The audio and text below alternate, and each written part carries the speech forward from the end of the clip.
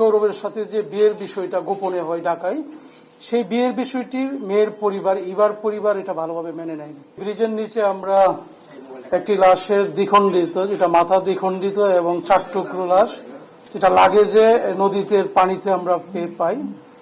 গোয়েন্দা পুলিশ এবং আমাদের কোতোয়ালি থানা এই লাশের পরিচয় শনাক্তকরণে কাজ করে। আমরা সোশ্যাল মিডিয়াতে বিষয়টি প্রচার করি এবং প্রচার করার পরপরই আমরা জানতে পারি যে এই ভিকটিম, তার পরিচয় হলো, তার বাড়ি ঈশ্বরগঞ্জ, সে প্রেসিডেন্সি ইউনিভার্সিটির ইংরেজির প্রথম বর্ষের স্টুডেন্ট ছিল। তো তার আপন চাচাতো বোন নাম ইভা, তাদের সাথে গত 12ই মে তার বিয়ে হয়। এই চাচাতো বোনের পূর্বে আরেকটি বিয়ে হয় আনুমানিক 3 বছর পূর্বে।